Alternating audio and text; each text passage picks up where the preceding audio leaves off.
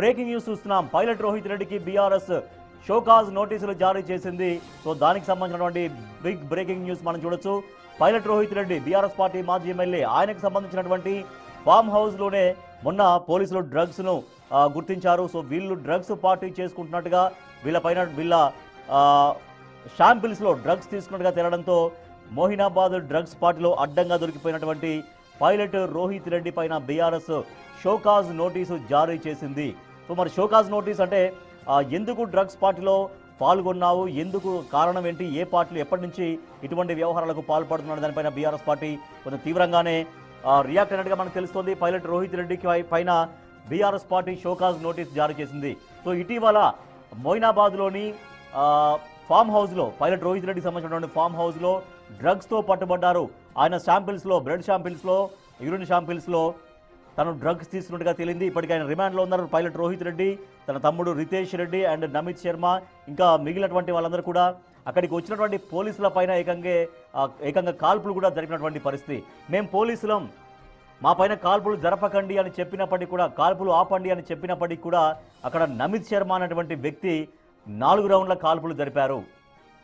So ఈ కాల్పుల వెనక పైలట్ రోహిత్ రెడ్డి ప్రోద్బలం ఉంది. ఆయన ఆదేశాలతోనే నమిత్ శర్మ పోలీసుల పైన కాల్పులు జరిపినట్టుగా పోలీసులు చెబుతున్నారు.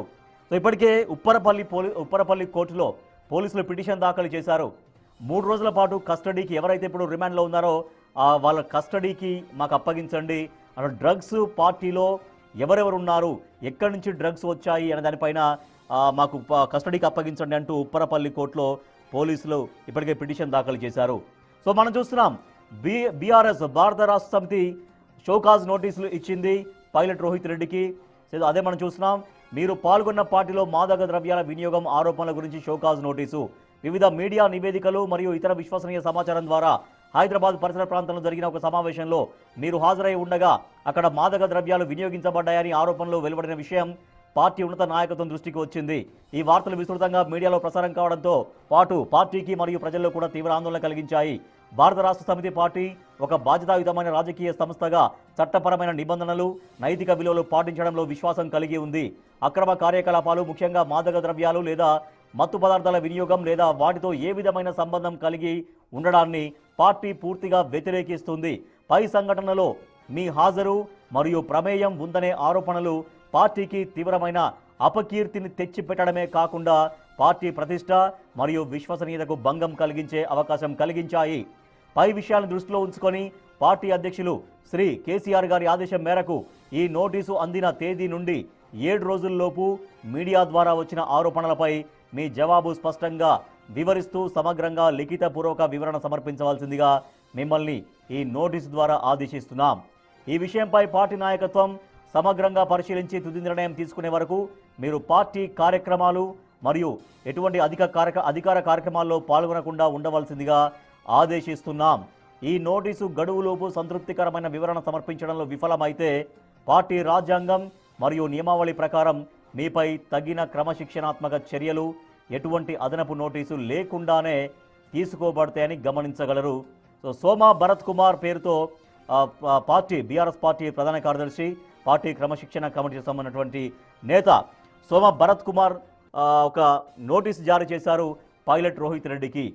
సో అప్పటిదాకా అంటే 7 రోజుల పాటు సమయం ఇచ్చింది బీఆర్ఎస్ పార్టీ. ఆ 7 రోజులలో పూర్తిగా లిఖితపూర్వకంగా వివరణ ఇవ్వాలి పైలట్ రోహిత్ రెడ్డి అంటూ బీఆర్ఎస్ పార్టీ ఇచ్చిన నోటీసుల్లో చాలా స్పష్టంగా మనకు కనిపిస్తుంది. 7 రోజుల్లో సమగ్రంగా జవాబు స్పష్టంగా వివరిస్తూ లిఖితపూర్వక వివరణ సమర్పించవలసిందిగా ఆ నోటీసులు ఆదేశిస్తున్నాం. ఆ లోపు కనుక మీ నుంచి సరైనటువంటి వివరణ రాకపోతే పార్టీ తదుపరి ఎటువంటి చర్యలు తీసుకున్నా కూడా అది పార్టీ ఇష్టంగా ఉంటుంది. సో పార్టీ ఏ రకంగా వ్యవహరించడం కూడా ఆ పార్టీ నిర్ణయాన్ని శిరోధార్యంగా మీరు ఆమోదించాలి అంటూ ఆ నోటీసుల్లో పేర్కొన్నది బీఆర్ఎస్ పార్టీ అధిష్టానం. మా ప్రతినిధి విజయ్ లైవ్లోనే ఉన్నారు. విజయ్, ఆల్రెడీ పోలీసు కస్టడీ కోసం ఆ ఉప్పరపల్లి కోర్టులో పోలీసులు పిటిషన్ వేశారు. మరొక పక్క ఇప్పుడే మనం చూస్తున్నాం, బీఆర్ఎస్ పార్టీ పైలట్ రోహిత్ రెడ్డికి షోకాజ్ నోటీసులు ఇచ్చింది 7 రోజుల్లో లిఖితపూర్వక సమాధానం ఇవ్వాలని. సో ఓవరాల్గా ఇటు పైలట్ రోహిత్ రెడ్డికి కానీ బీఆర్ఎస్ పార్టీకి కానీ ఇది చాలా మరింతగా ఇబ్బంది తెచ్చిపెట్టే పరిణామంగా భావించాలా? ఎస్, ఖచ్చితంగా రాజేష్. అయితే ఇప్పటికే ప్రభుత్వం కూడా దీనికి సంబంధించి కీలకమైనటువంటి నిర్ణయం అయితే తీసుకుందనే చెప్పాలి. ఈ యొక్క ఫామ్ హౌస్ డ్రగ్స్ కేసులో ఇప్పటికే ఒక సిట్‌ను కూడా ఏర్పాటు చేసింది. దీంట్లో భాగంగా డీసీపీ చేవెళ్ల యోగేష్ గౌతమ్ నేతృత్వంలో ఒక సిట్‌ని ఏర్పాటు చేసింది. ఇటు రోహిత్ రెడ్డి ఫామ్ హౌస్‌లో జరిగినటువంటి పార్టీ మూలాలపైన విచారణ చేయబట్టనుంది సిట్టు. అలాగే ఆ దుబాయ్ లింకులు కావచ్చు, డ్రగ్స్ దందా కావచ్చు, నమిత్ శర్మ రియల్ ఎస్టేట్ వ్యాపారులపైన కూడా ఈ యొక్క సిట్ అయితే విచారణ జరపనుంది. మరొక పక్క ఇప్పటికే పైలట్ రోహిత్ రెడ్డి పైన కొద్దిసేపటి క్రితమే ఇటు తెలంగాణకు సంబంధించి అంటే భారత రాష్ట్ర సమితి ఆల్రెడీ షోకాజ్ నోటీసులను అయితే జారీ చేసింది. ఇటు పార్టీ ప్రధాన కార్యదర్శి, పార్టీ క్రమశిక్షణ వ్యవహారాల ఇన్ఛార్జిగా ఉన్నటువంటి సోమ భరత్ కుమార్ పేరుతోని నోటీసులు అయితే జారీ అయ్యాయి. అయితే ఈ యొక్క నోటీసుల్లో భాగంగా ఇదివరకే ఆరోపణలు ఎదుర్కొన్నటువంటి పైలట్ రోహిత్ రెడ్డి అసలు అక్కడ ఎందుకు ఉండాల్సి వచ్చింది, మీ సొంత ఫామ్ హౌస్లోనే ఈ పార్టీ చేయాల్సినటువంటి అవసరం ఏంటి, అలాగే ఈ పార్టీకి సంబంధించి డ్రగ్స్ ఉన్నాయని చెప్పి కూడా వివిధ మీడియా ఛానళ్లలో ఖచ్చితంగా సాక్ష్యాధారాలతో కూడా బయటకు వస్తూ ఉంది. కాబట్టి మీకు ఆ డ్రగ్స్కి సంబంధం ఏంటి, సో దీనికి సంబంధించి 7 రోజుల్లోగా అంటే ఇవాళ నుంచి 7 రోజుల్లోగా మీరు ఖచ్చితంగా దీనిపైన స్పష్టతని ఇవ్వాలి, లేకపోతే ఎలాంటి నోటీసులు లేకుండానే అటు పార్టీ అధినేత కేసీఆర్ ఆదేశాలతోటి ఎలాంటి నోటీసులు ఇవ్వకుండానే మిమ్మల్ని పార్టీ నుంచి తొలగించేందుకైతే మేము చూస్తున్నామంటూ కూడా ఇప్పటికే రోహిత్ రెడ్డికి ఆ నోటీసులు అయితే అందాయి.